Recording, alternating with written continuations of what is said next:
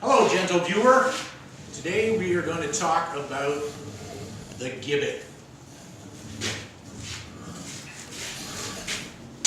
I've also heard it pronounced gibbet, but that was by an English guy, and you know the English talk funny, so we're just going to refer to it as a gibbet.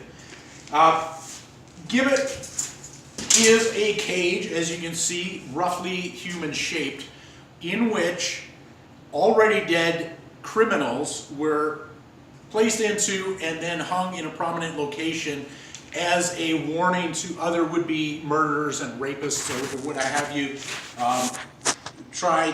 a deterrent for crime.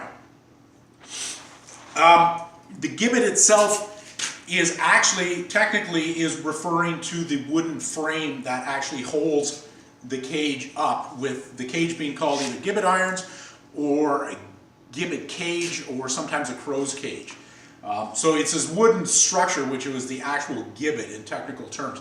I would think of that more as a gallows where they would hang people from, or the scaffold, but apparently gibbet, so who am I to say?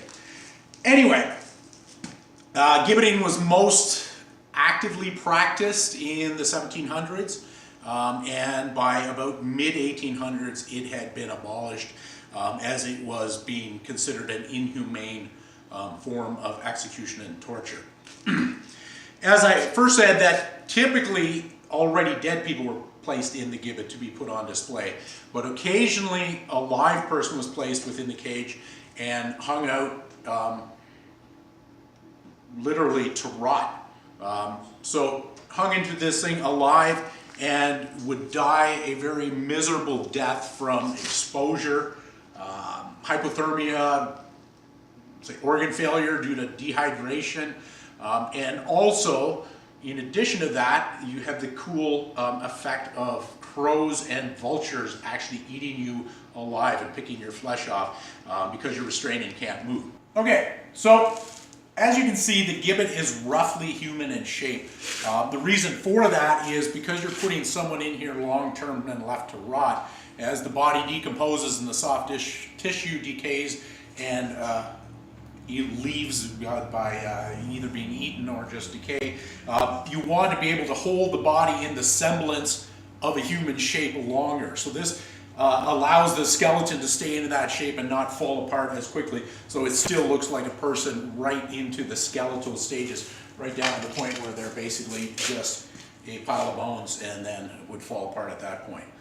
Sometimes these things, people were left literally for decades on display in these things, so this was a long-term form of punishment after death. So I'm going to open it up now. So even at its height, apparently gibbeting was a rather rare occurrence, and it's said that blacksmiths may have probably only made one in their lifetime. So basically every time it happened, a blacksmith would make one, he would have to start from scratch. And there was consequently no real set design. So you'll see quite a few different variations because basically everybody was kind of making it up as they went along. I myself have made, this is my third gibbet in my 30-year career, so I end up making one every 10 years. So, and still, I did this one, I designed it on the fly. So you can see now, I'm going to try to get in here. This is precarious.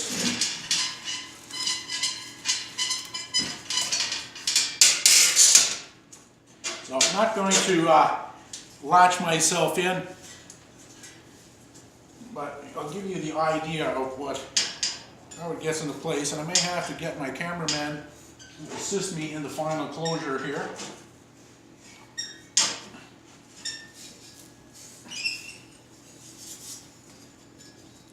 So you can see the person is rather constrained and well contained. Okay, so here I am within the gibbet now, and you can see it's rather cozy, and I'm realizing I made this maybe an inch too short for me to be comfortable in, but these things were never really designed for comfort. It's not loungewear. This is meant to be a torture. So you can see I cannot move. We don't have this locked down, obviously, because I don't trust my cameraman. I would think traditionally locks were expensive. You can see I've got a couple padlocks sitting on the table beside me here, down there.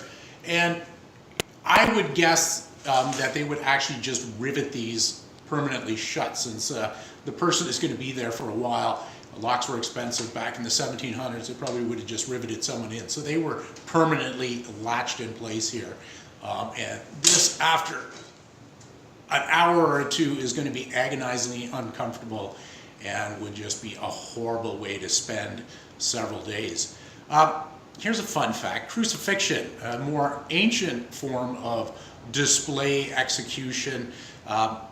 Typically people would die in about 24 hours of execution, if they were done Jesus style, where they were actually nailed to the cross. And they would die from either blood loss or asphyxiation. As your arms pulled out of the socket, it was hard to get your rib cage moving to actually breathe, and fluid would fill up in your lungs, and it would be very hard to breathe, and you would die a fairly quick death from asphyxiation. If they tied you to the cross and didn't nail you, where you had more support, you might last a couple days, so a longer death. So I'm not sure which is the better. I would think to go faster would be better.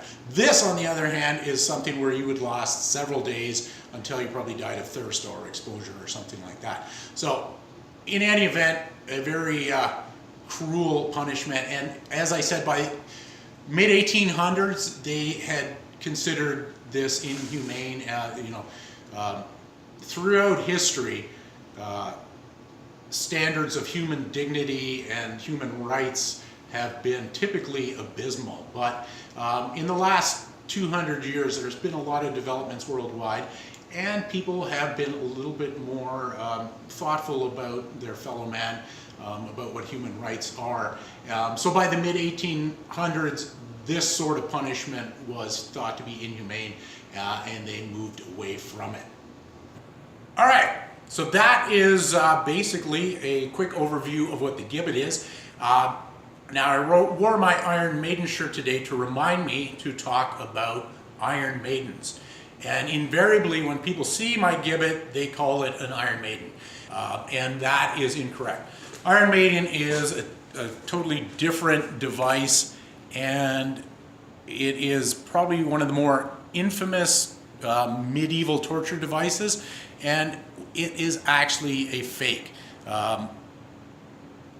The Iron Maiden was something that was probably developed in the Victorian era, maybe mid-1800s, probably built out of what was called a shaming closet, which was basically something that was roughly the shape of a female, had a female face on it, and roughly a sarcophagus sort of coffin shape body, where somebody was put in as a shaming closet, it was called, which is a different device.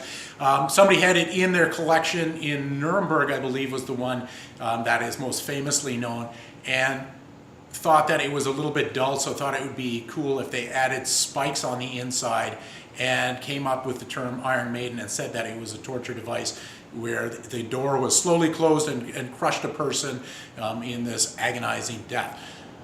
Sounds all very dramatic and everything like that, but it is a complete forgery and fake. Never really was used during the Inquisition or any time through the medieval era, but it is something that has come to us in the modern era as basically an icon, and the band Iron Maiden obviously has perpetuated that name and that myth. So Gibbet is not an Iron Maiden, and an Iron Maiden is not a medieval torture device. In a future video, maybe I will explore that a little bit more. But right now I'm getting increasingly uncomfortable, and I'm going to ask my cameraman to shut off the camera and get me out of this goddamn thing. Now, it's over. Shut it off!